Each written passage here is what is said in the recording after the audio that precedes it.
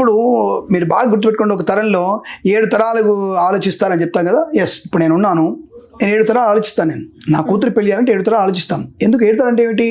మా తాత, మీ అమ్మ, అబ్బాయి వాళ్ళ తాత ముత్తాత అట్లా కాదు. 7 తరాలంటే ఈ అబ్బాయి వాళ్ళ మేనమామ ఏం చేస్తాడు, అబ్బాయి వాళ్ళ తల్లిదండ్రులు ఏం చేస్తారు, అబ్బాయి మేనత్త ఏం చేస్తుంది, అబ్బాయి వాళ్ళ బాబాయ్ ఉంటే బాబాయ్ ఏం చేస్తాడు, అబ్బాయి వాళ్ళకి పెనతండ్రి ఉంటే పెనతండ్రి కొడుకు ఏం చేస్తున్నాడు, అబ్బాయి వాళ్ళ నానమ్మకి రెండో కొడుకు ఉంటే రెండో కొడుకు ఏం చేస్తున్నాడు.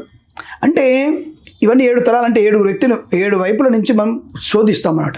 ఎందుకు చేస్తారంటే ఉదాహరణకి ఒక ఆడపిల్ల మేనత్త, ఈ అబ్బాయి వాళ్ళ మేనత్తకి పిల్లలు ఉన్నారా, లేకపోతే మేనమావ పిల్లలు అడుగుదాం అనుకోండి. ఎందుకు అడుగుతున్నా మాట, ఈ పిల్లవాడి మేనమావ పిల్లలు ఉంటే ఏది, లేకపోతే ఏమిటి?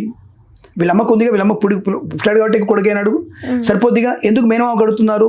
ఒకవేళ మేనమావకి సంతానం లేదండి, అతను సంతానం కలగలేదండి అంటే ఆయన భార్య ఏం చేస్తుంది, ఆయన భార్య వాళ్ళ అమ్మకి ఎంతమంది పిల్లలు, వెంటనే క్వశ్చన్ వెంటనే వచ్చేస్తుంది.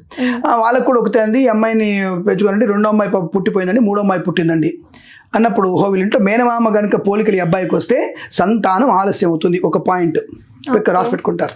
రైట్. ఇంకోటి వచ్చేసి అంటే మీ యొక్క పిన్ని గారు ఉండే కదా, పిన్ని గారు ఎప్పుడు పెద్ద మనిషి అయింది, ఇది అవసరం, అసలు ప్రశ్న అవసరం ఉంటుంది అది.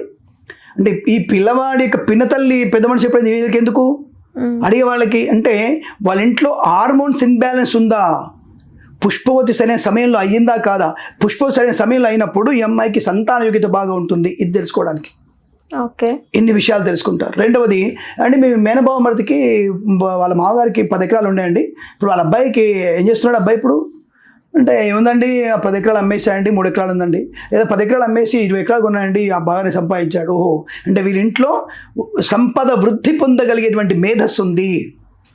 అంటే ఇన్ని రకాలుగా ఆలోచించేవాళ్ళు. ఎవరికైనా విషయం తెలుసా, మీకు తెలుసా ఈ విషయం? కనీసం 7 తరాలు ఆలోచించి ఇలా ఆలోచిస్తారు.